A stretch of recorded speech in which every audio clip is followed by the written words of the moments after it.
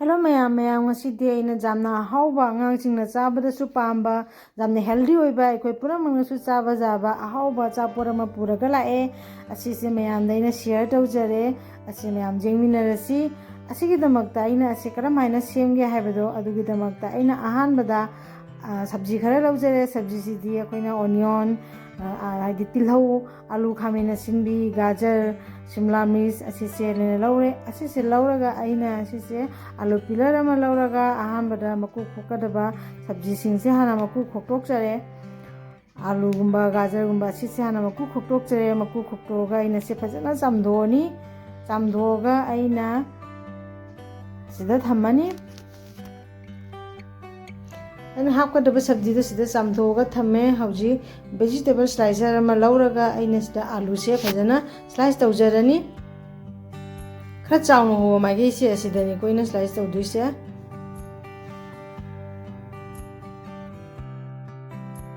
आलू से आइना सुमाइना सिटले आलू Sissu सिटपा लोइदोरे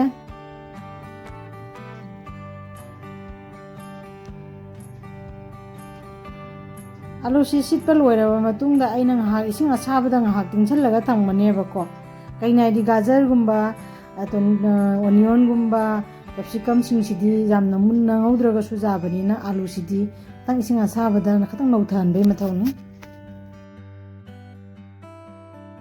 hauji amkom ai tilhau dumu soirage semgadaba sabji singse hana samdoge tilhau simu aina khar kuptakna tawraga seme mayamna apama matungina sembiro jamna kuppa powbadi isagi apama matungina ni aidi khara kupna seme sida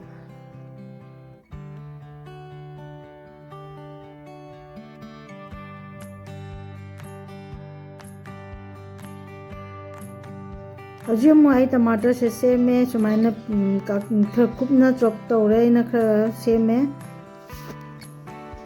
अदुगे आइना हजि गाजर दुमु आइना चो slicer ज लैरगा सिदा सिचरे खरा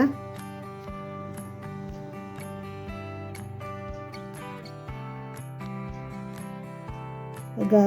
टमाटर गा गाजर गसे सिदा सेमगा थम्मे हजि आई शिमला मिर्च सेमु सेमगे शिमला मिर्च से मेयाइदा कथलनी कथलगा मनुंगदा जाउरिबा अंगौबगी सरुक से आई खर लौथोक चरे असि लौथोकपगी मथौ ताय अदुगे असिम कुपना कुपना सेमनी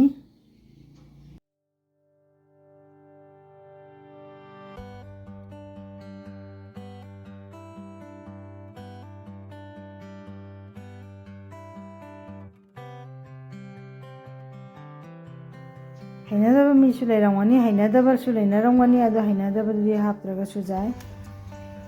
सागी आलू आइना सेमगा थमकिबदो आइना इसिंग असाबदा हाइफेतंग तिंगबोय सौदोखन बोय तौरे कुइन प्रबोंग बोंग सोन बनतबदा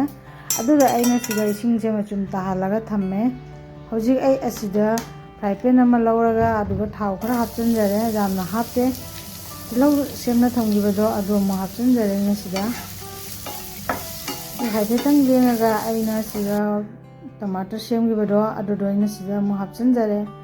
टमाटर सिमु हाते हाइफेतंग लेंगा मो आइना गाजर दुमो हापचलनी गाजर मो हापचनजरे अदुगा असि पुन्ना ngauminarani ngaiha jamna kuina ngauminaroi ko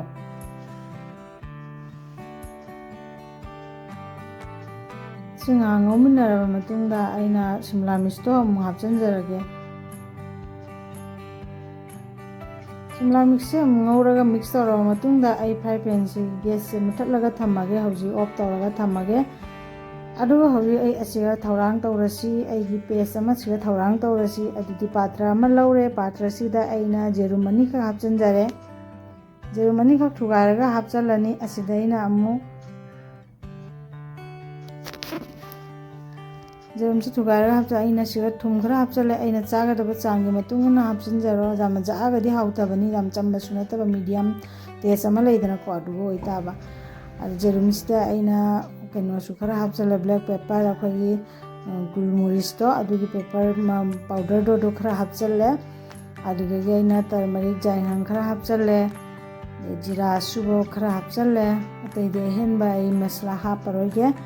फजना अइना से मिक्स तौसल्ले मिक्स तौसल्लगा असिदा अइना हौजिक हाप्तुइसे आटा से अइगी कप से जामना पिकपनि अखोइ चा थक्नबा कपतो अदुगिदि तंखाइगुम्बा ओइगनि अदु अइना सिदा हापचनजरे हापचलगा अइना असिसे फजना मिक्स तौसल्ले मिक्स तौरगा पेस्ट अमा ओइना सेमे सुमाइना सिदा आई हौजिक ngसाइगी सेमदुना थमखिबा सब्जी ngौरगा सेमदुना थंबा सब्जी सिंदो हापचनदोइनी अदु ममांगदा अइना ngसाइ आलूदो ड्रेन तौरगा थंबा आलूदो अइना सिदा हापचले आलूदो हापचनबा मतुंगदा अमुक नैखाइरगा फजना मिक्स तौसल्ले मिक्स तौरगा मतुंगदा अइना ngसाइ फ्राई पैन दा ngौरगा थमखिबा मिक्स सब्जीदो अदु सिदा हापचनजरे हापचलगा अमुक फजना मिक्स तौरनी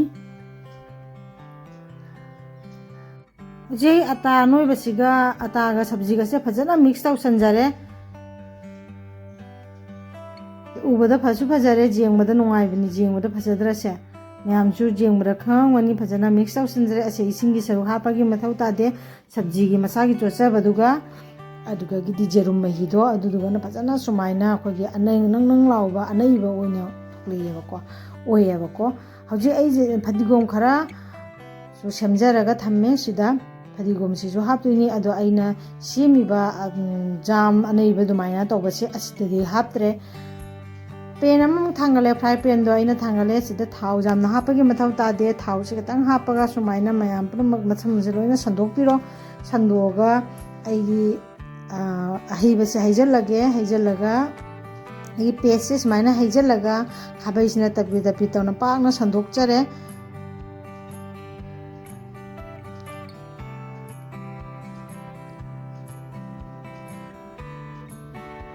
पाकना तौना फजना संदोबा मतुंगदा अइना असिदा मसाइ सेमदना थंबा फदिगोमदो असिगी मथक्ता चाइसनदुइनी असुमाइना मथक्ता चाइसलगना होरेन चाबदा मना नुंसिबा हावबा अमा फावेबको अदुना खाबैसिना फजना पाइरगा फजना तपि तपि तौना संदोइनीको फदिगोमदो सुमाइना चाइसनजरे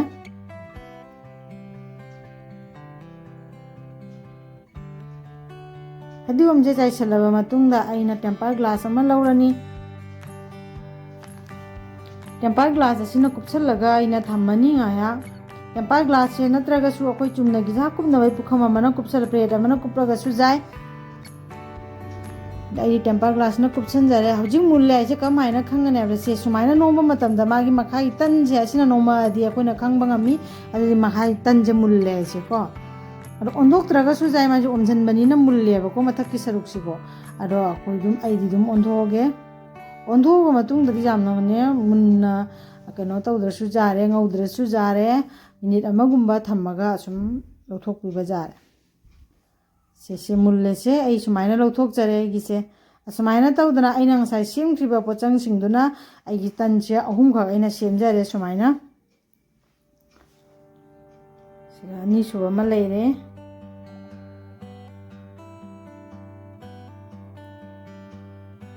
अइना ngसाइ तन्दो कमोइनो ओंदोखि हाइबदो मयामदो उटपा ngमौद्रे अइना तन्दो ओंदोकपगे मतंगदो अइना सुमाइना ओंदुइ खाबैसिना मारि पेनसिगा पुरा थनबनिना नेको पुखम अमदा सुमाइना उपथोबा मतुंगदने पुखमसिना अमकमु अइना सुमाइना अमकम हापचलेबको सुमाइ हापचलगा अइना ओंदोकपनेबा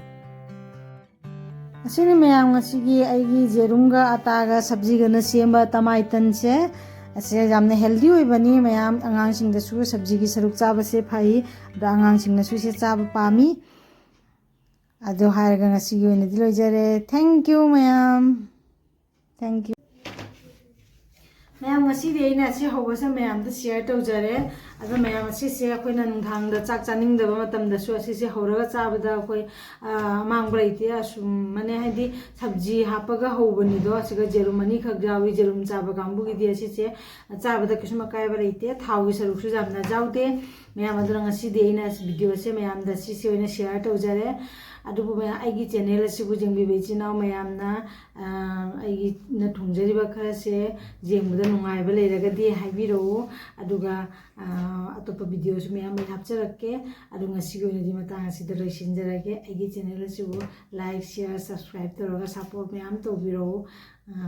ꯁꯤ ꯍꯥꯏꯔꯒ ꯉꯁꯤꯒꯤ ꯑꯣꯏꯅꯗꯤ ꯃꯇꯥꯡ ꯑꯁꯤꯗ ꯂꯣꯏꯁꯤꯟꯖꯔꯒꯦ